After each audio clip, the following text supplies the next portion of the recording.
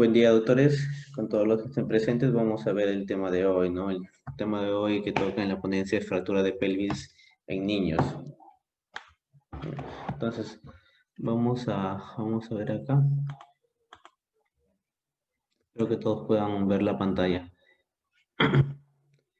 Bueno, comenzamos, ¿no? Bueno, las fracturas de pelvis en niños generalmente se van a presentar en un paciente politraumatizado, ¿no? Ya que conlleva para su producción un mecanismo donde intervienen una alta energía para poder fracturar la pelvis de un niño, ya que no es como el adulto rígida, sino es un tanto elástica, ¿no? Entonces, al presentarse una fractura de pelvis en un niño va a aumentar lo que es la mortalidad, ¿no? Ya que tiene que estar el cirujano alerta, eh, más que por la fractura ósea o por la lesión ósea, la lesión del contenido pelviano, ¿no? Estos, si bien es cierto, no son muy comunes en los niños, se ubican en segundo término luego de los traumatismos encefalocranianos en orden de complicaciones y en cuanto a lo que es mortalidad, ¿no? Otra cosa también, como lo mencionaba, ¿no? Es que la plasticidad ósea hace que estas fuerzas para que se produzcan no sean muy intensas en comparación con las del adulto, ¿no?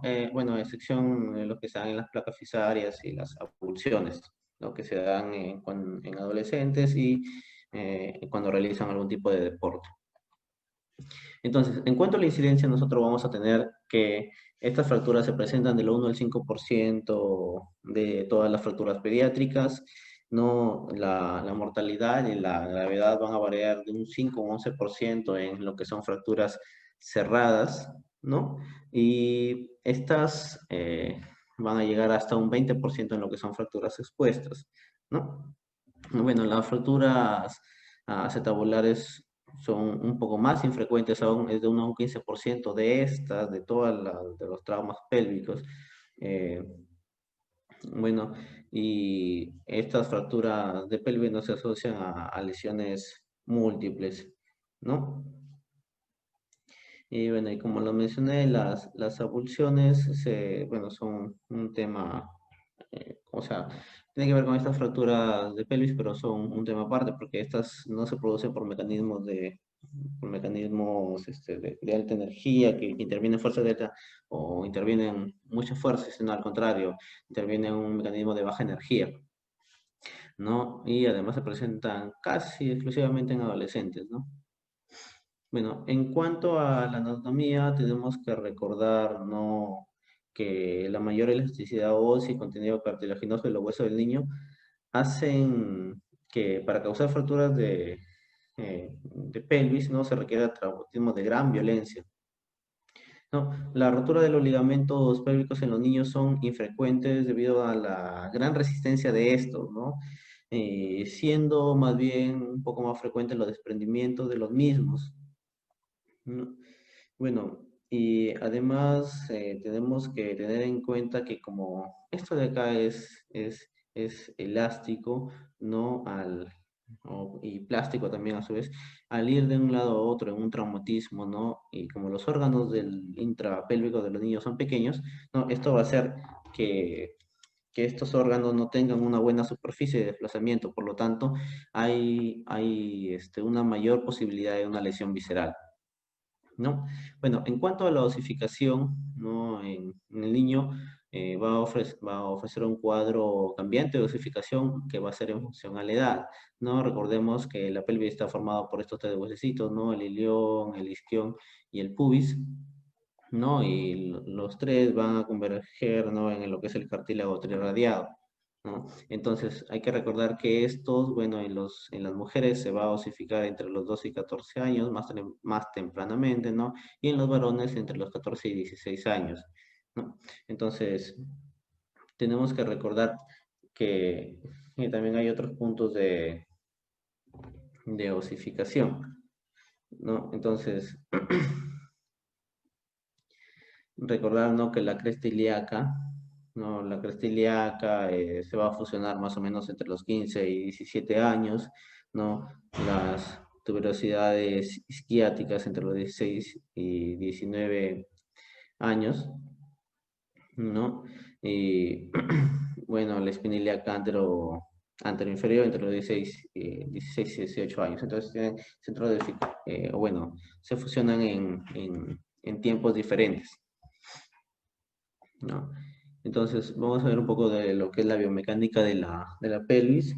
No recordemos que la pelvis es una estructura como lo podemos ver acá en anillo, no en anillo. Entonces, si nosotros lesionamos una porción de este anillo, ¿no? Una porción de este anillo, va a ocasionar que ésta ocasione una fractura en otro lugar o una luxación en otro lugar del mismo anillo, ¿no? Entonces, la estabilidad va a depender de la integridad del complejo sacroiliaco posterior, todo esto, ¿no? Entonces, los fuertes ligamentos sacroiliacos posteriores van a mantener la posición normal del sacro en el anillo y todo este complejo va a aparecer como esto, ¿no? Como un puente suspendido. Entonces, de esto depende la integridad del anillo. Entonces, vamos a tener nosotros acá que recordar los ligamentos sacroespinosos, ¿no? Acá, y los sacrotuberositarios, ¿no? Entonces, en cuanto a los ligamentos sacroespinosos, juntan con el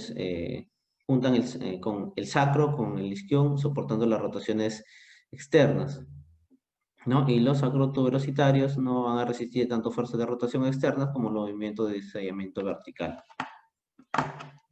¿no? Son estos dos que tenemos acá, ¿no? Entonces, las mayores fuerzas que van a actuar sobre una pelvis, bueno, van a ser lo que es la rotación externa, ¿no? Tanto externa como interna, por mecanismos que van a ser de compresión lateral, ¿no? Compresión lateral. Y además vamos a tener sellamiento vertical, ¿no? Bueno, la fuerza de alto impacto determina la intervención no solamente de una de estas fuerzas, sino van a ser la combinación de ambos, ¿no? Resultando desplazamientos combinados con inestabilidad que dependiente de la fuerza predominante y de su intensidad es que va a causar una lesión u otra, ¿no? Entonces, en cuanto a los mecanismos de lesión que vamos a tener, ¿no? Bueno, lo más frecuente es la compresión o la contusión directa, ¿no? Como podemos ver acá, ¿no? Por ejemplo, en un accidente de tránsito, ¿no? Que es o recibido una fuerza, ¿no? Muy alta energía, ¿no? Bueno, sea por apertura del anillo, por una compresión lateral, por un cizallamiento o por un aplastamiento, ¿no? En lo que es las avulsiones, son generalmente cuando se está realizando deporte, ¿no? Jóvenes, bueno, o adolescentes. Entonces, bueno, como lo mencionaba acá, ¿no? Las avulsiones son arrancamientos apoficiarios que se dan durante el periodo de adolescencia y justamente por esto, ¿no? Por una contracción brusca, ¿no? Y violenta, ¿no? Generalmente deportiva. Y bueno, se van a dar de forma aislada y generalmente estos no son de gravedad, ¿no? Entonces, recordar esto, ¿no? Las avulsiones isquiáticas son las más frecuentes, más o menos llegando a un 54%, ¿no? Entonces, vamos a ver en cuanto a la clasificación de la fractura de pelvis, ¿no? Tenemos la clasificación de Torode y Sieng, ¿no? Entonces, esta la clasifica en 4 tipos, ¿no? Según la ubicación donde esté. Bueno, la primera es el tipo 1, que es una simple avulsión, como podemos ver acá, ¿no? El tipo 2 conlleva lo que es la fractura del ala ilíaca, ¿no? Y el tipo 3 es una fractura simple del anillo, pero es estable, ¿no? El tipo 4 es una erupción pélvica o fracturas acetabulares también, ¿no? Es la clasificación de Torode, pero es una clasificación, como lo podemos ver acá, muy limitada, ¿no? La clasificación que puede ser un poco más completa, pues la de Tille, ¿no? Y hay una de Tille penal y otra de Tille y AO, que esta sería la más completa que podemos ver acá nosotros. Entonces, esta la va a clasificar, ¿no? En 3 tipos, ¿no? Tipo A, tipo B y tipo C. Y cada una de ellas está subclasificado, ¿no? Del 1 al 3, ¿no? Entonces, vamos a ver, ¿no? Que en la tipo A vamos a tener fracturas estables, es lo que va a determinar, ¿no? Que van a presentar el arco posterior intacto, ¿no? Y estas a su vez se van a dividir en A1, A2 y A3, ¿no? Vamos a ver acá, ¿no? A1, A2 y A3, ¿no? Entonces, las tipo 1 son lesiones por avulsión de la espina ilíaca anterior superior, por lo que corresponde a la tracción del sartorio, ¿no? Bueno, puede ser en la espina ilíaca anterior inferior, protección del recto inferior, tuberosidad isquiática, protección de los músculos isquiotibiales, o el margen acetabular externo, o bueno, también llamado hueso acetabular, ¿no? En el A2, ¿no? En la fractura del área ilíaca o del arco anterior, debido a ¿no? a un mecanismo por un golpe directo, ¿no? Y el tipo 3 son las fracturas sacrocoxigias transversas, ¿no? Como lo podemos observar acá, ¿no? En el tipo B son fracturas parcialmente estables, ¿no?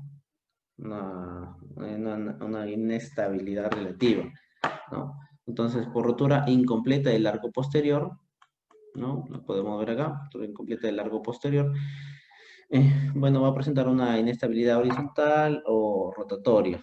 Entonces, igual, de igual forma, no tenemos B1, B2 y B3, ¿no? Las fracturas B1, fracturas, como lo podemos ver acá, que pueden ser en libro abierto, ¿no? En la B2 tenemos las fracturas por compresión lateral, ¿no?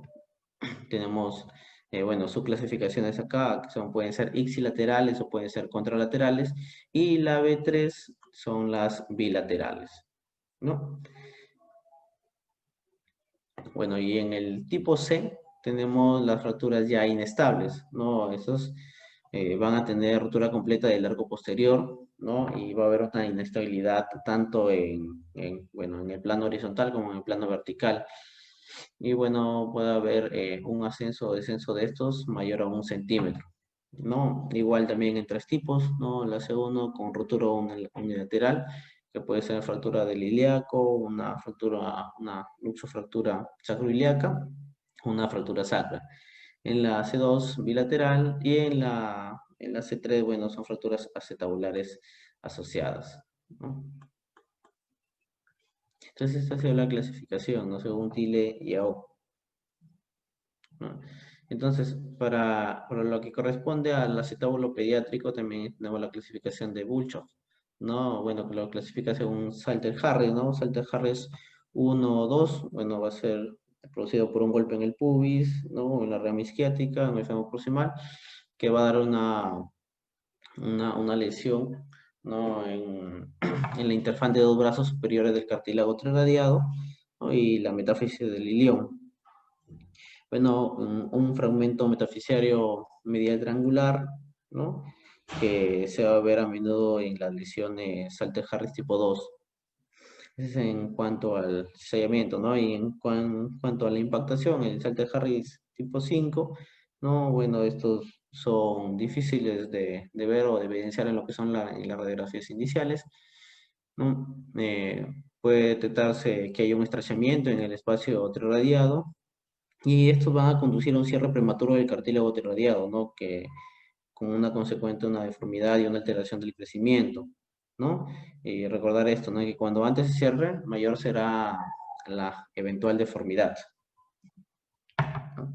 Entonces, vamos a tener por acá. Entonces, ¿cómo vamos a tener una fractura de pelvis? ¿Cómo se va a presentar, no? Entonces, vamos a ir a la historia que nos viene relatando generalmente los padres, ¿no? Bueno, las fracturas del anillo pélvico a menudo ocurren por consecuencia de accidentes automovilísticos, ¿no? O cuando un peatón es atropellado por un vehículo motorizado, ¿no? Como lo vimos en el video anterior. Y las lesiones por avulsión pélvica a menudo van a ocurrir durante una actividad deportiva, ¿no? Como puede ser, ¿no? Correr, saltar, patear, ¿no? Y propia de adolescentes. Entonces, los síntomas, bueno, van a ser generalmente el dolor que va a referir el niño. Bueno, si el niño está está consciente, ¿no? La incapacidad para soportar el peso, ¿no? Y la inestabilidad hemodinámica. Entonces, el paciente politraumatizado siempre hay que sospechar de eso, ¿no? Bueno, en el examen físico vamos a tener en el examen físico primario, ¿no? Como en todos los pacientes politraumatizados, la evaluación inicial tiene que incluir todos los pasos, ¿no? La ABC. Bueno, seguido de una revisión primaria y secundaria. Bueno, en cuanto a la inspección, es importante completar minuciosamente la evolución rectal. Recordemos que pueden ocasionar las fracturas de pelvis, ¿no? Desgarros rectales o genitourinarios, ¿no? Y esto en un politraumatizado puede comprometer aún más todavía la estabilidad, ¿no?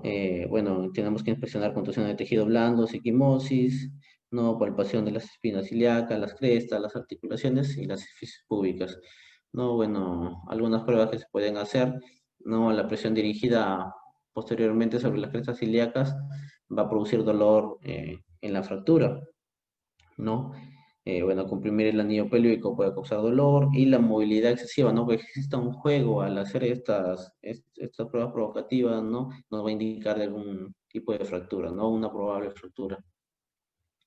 Bueno, en cuanto al diagnóstico a través de las imágenes, en las radiografías, siempre tener en cuenta, ¿no? Las proyecciones, una radiografía B en las proyecciones de Judet, también, ¿no? Proyecciones que son oblicuas internas y externas en angulaciones de 45 grados, ¿no? Para poder visualizar mejor lo que es el acetábulo, ¿no? Y además en inlet y outlet, ¿no? Las vistas de entrada o salida también, ¿no? Con indicación craneal y caudal, bueno, de 35 a 45 grados se habla también, ¿no? Para evaluar mejor la integridad del anillo pélvico. Pero recordemos que las radiografías en sí tienen muy baja sensibilidad, ¿no? Aproximadamente un 50%, entonces tienen que apoyarse principalmente de lo que son las clínicas y de otra imagen también, ¿no? Como no puede ser la tomografía, ¿no?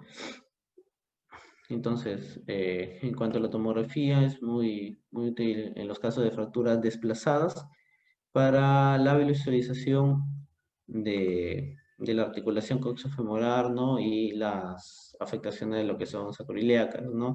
Entonces, la imagen tridimensional que nos proporciona la TAC nos es de gran ayuda, ¿no? Podemos visualizarla de mejor forma, ¿no? Todo el anillo pélvico, la región posterior, ¿no? Que nos va a determinar la inestabilidad de la misma, ¿no? Y además, esta se tiene que ayudar de lo que son la ecografía, ya que como lo mencioné, ¿no? Desde el inicio, que una fractura de pelvis no solamente trae consigo el compromiso óseo, sino lo más importante que trae consigo es el compromiso de la víscera, ¿no? De los órganos bueno, de acá del compartimento pélvico.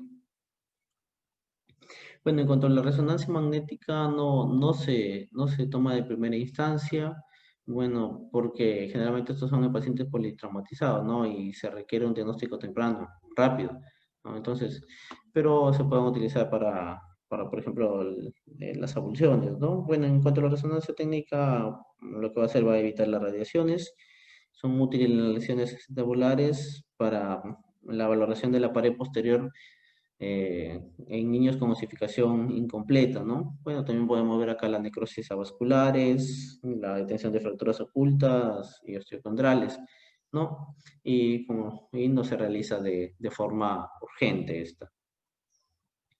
Bueno, también tenemos otras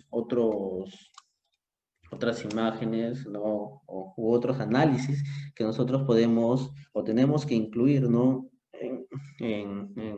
Bueno, en el diagnóstico acá para valoración de un paciente traumatizado, que estamos pensando en una fractura de pelvis, ¿no? Entonces tenemos la tomografía ósea, ¿no? Para detención de fracturas ocultas o por estrés, o de estrés.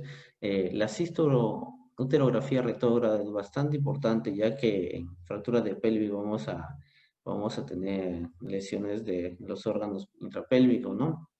Que puede ser la uretra, no puede ser la vejiga. Entonces, con la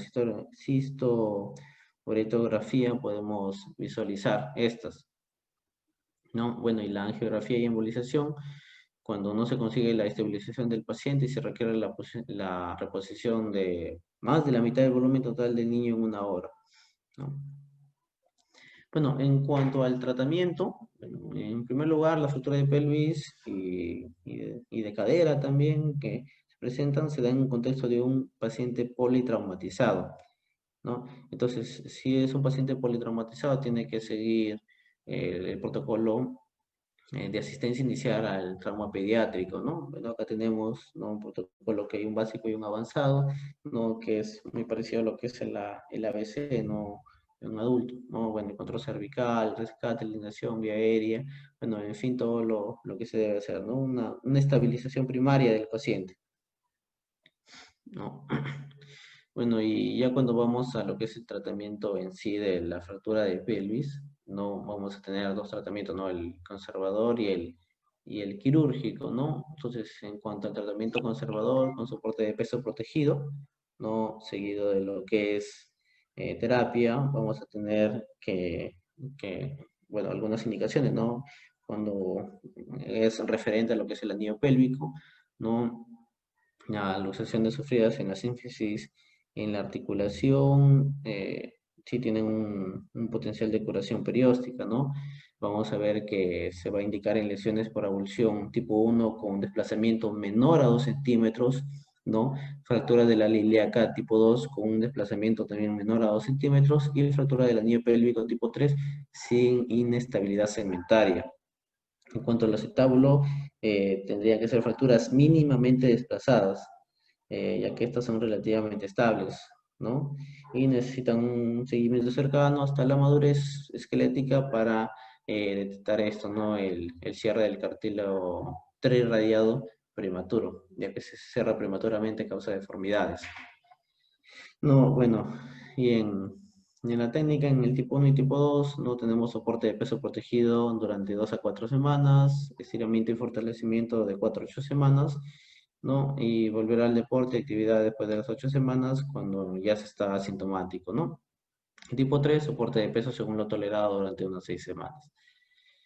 Bueno, y el reposo en cama sería en la fractura, ¿no?, en el anillo pélvico tipo 4 con inestabilidad, pero con menos de 2 centímetros de desplazamiento de este anillo, ¿no? En cuanto al tratamiento quirúrgico, no podemos ver la osteosíntesis o la fijación externa, ¿no? En cuanto a la osteosíntesis, en cuanto al anillo pélvico, lesiones por avulsiones tipo 1 con desplazamiento de 2 a 3 centímetros o mayor de 2 centímetros, ¿no? Fractura de la ilíaca tipo 2 con desplazamiento mayor a 2 centímetros, ¿no? Anillo pélvico tipo 3 con fracturas tabulares desplazadas mayor de 2 milímetros, ¿no? Y anillo pélvico tipo 4 con inestabilidad.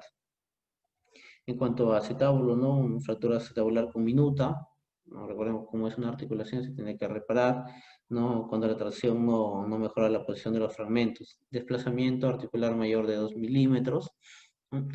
Una incongruencia en conjunta, con donde hay fragmentos intraarticulares o una inestabilidad articular, ¿no? Bueno, y en cuanto a la fijación externa, ¿no?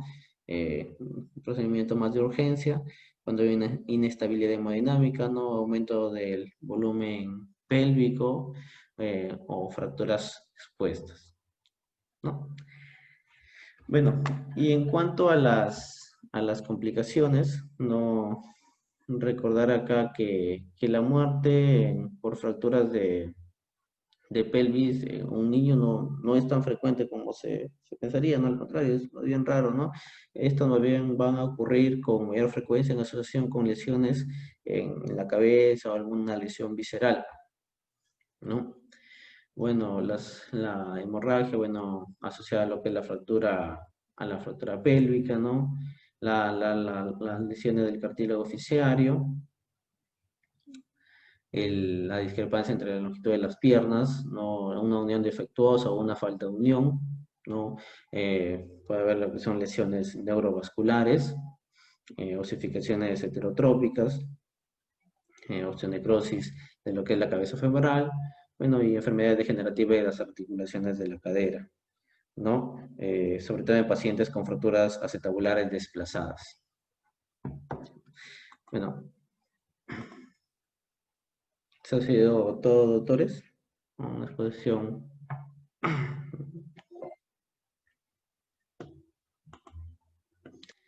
¿Algún comentario, doctores?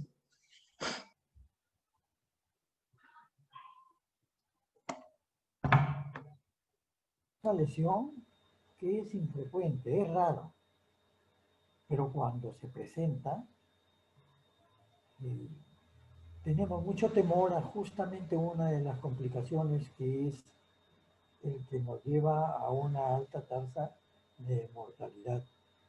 Y es las que cuando se comprometen otros órganos.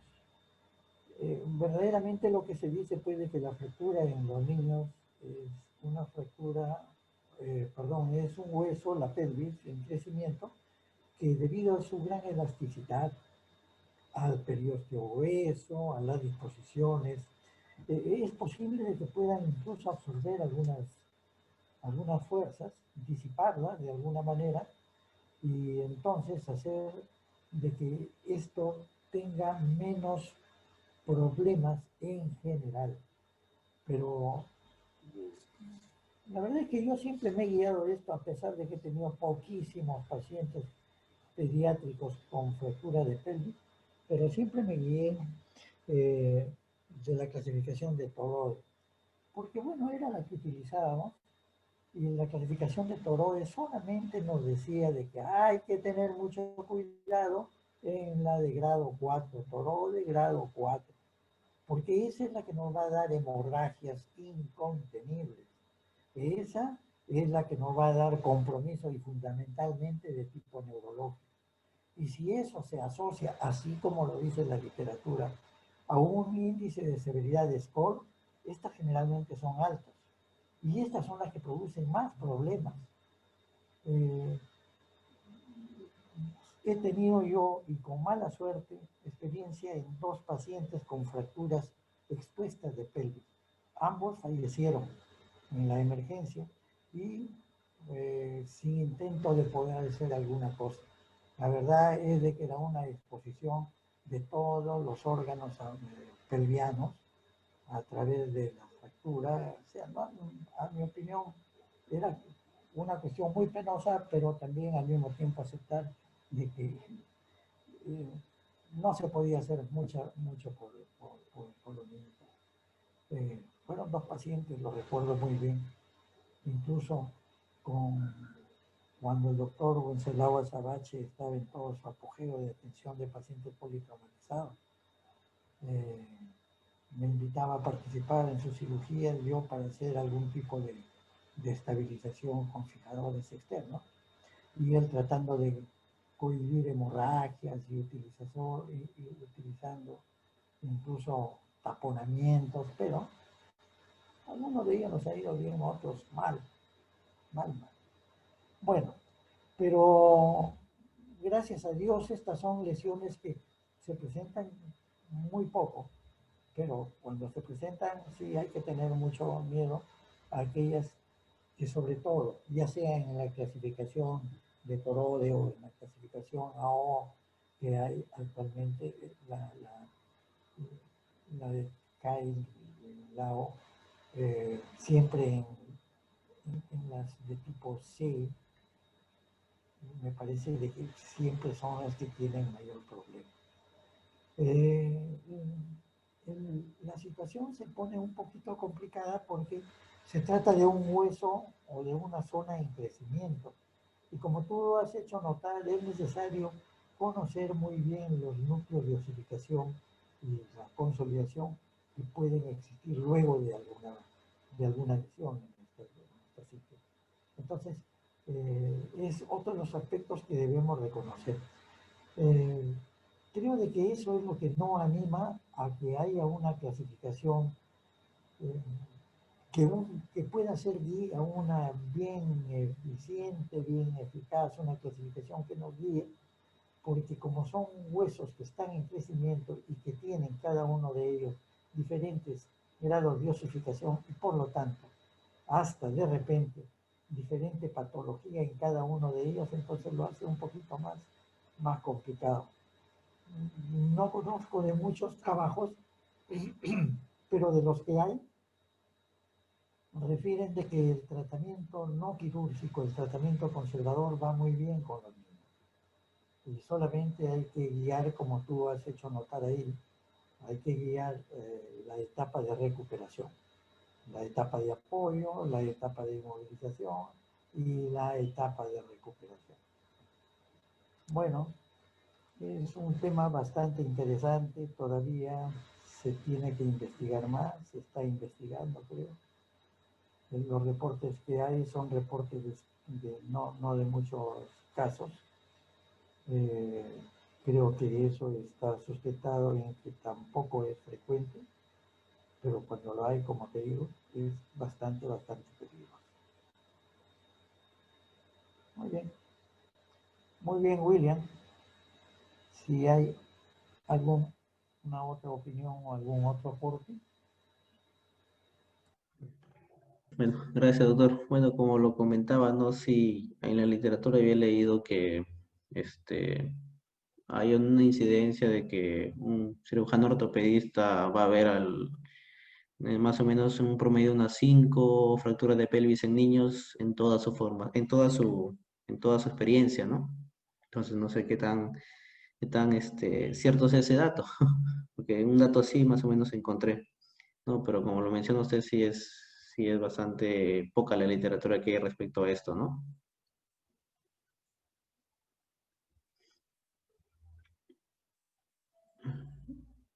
¿Alguien más que quiera dar algún comentario, doctores? Sí, sí, buenos días, Julián. No sé si me permites. Adelante, claro. Sí. Bueno, esto, solo para mencionar otra vez, recalcar un poco que estas fracturas de pelvis, si bien es cierto, ya son complejas, en algunos de los casos, sobre todo en la tipo 4 de Torode o en el de la O, cuando clasifican como la C, esto es importante no olvidar el, el examen completo, ¿no? El examen por aparato de sistemas, incluso hacer una revisión completa del cefalocaudal, porque estas fracturas de pelvis son unas fracturas asociadas a alta energía. Entonces el manejo debe ser multidisciplinario justamente para evitar un desenlace fatal, ¿no? Eh, es importante eh, también el examen auxiliar, principalmente la tomografía para poder tal vez diferenciar y diagnosticar adecuadamente, ¿no? Ya que recordemos que en los niños la plasticidad ósea es mayor, ¿no? Entonces eh, esto les favorece bastante en ¿cómo se llama esto? En este proceso de trauma, ¿no? Además, eh, considerando que en los niños hay una mayor estabilidad en las articulaciones sacroiliacas y además el periósteo es más grueso, entonces al haber una fractura con una clasificación más, ¿cómo diríamos? Más severa, entonces los daños por consiguiente en otros órganos también puede verse más afectados, ¿no? Entonces no olvidemos que si es que en algún momento vemos un caso de estos, algún otro órgano también puede estar siendo comprometido, ¿no? O en su defecto también otra parte del cuerpo, como el abdomen o tórax, ¿no? O cabeza. Bueno, entonces simplemente eso, ¿no? Recordar que estos traumas de pelvis en niños, si es que hay fractura evidente, fue de alta energía y por consiguiente hacer un buen examen o un buen estudio de los demás órganos, ¿no? O por lo menos descartar que haya otro tipo de lesión. Gracias. Bueno, si no lo hay, William, agradecerte. Muy buena participación, una exposición bastante interesante que todavía creo de que se necesita investigar un poco más, porque tú mismo lo dices, los casos son no tan frecuentes, pero sí son bastante interesantes y de bastante participación de nosotros. Muy bien. Bueno. Que todo vaya bonito. Ujú. Entonces, gracias, doctores, por su atención. Bueno, hasta luego, hasta luego. Buen día que tengan todos.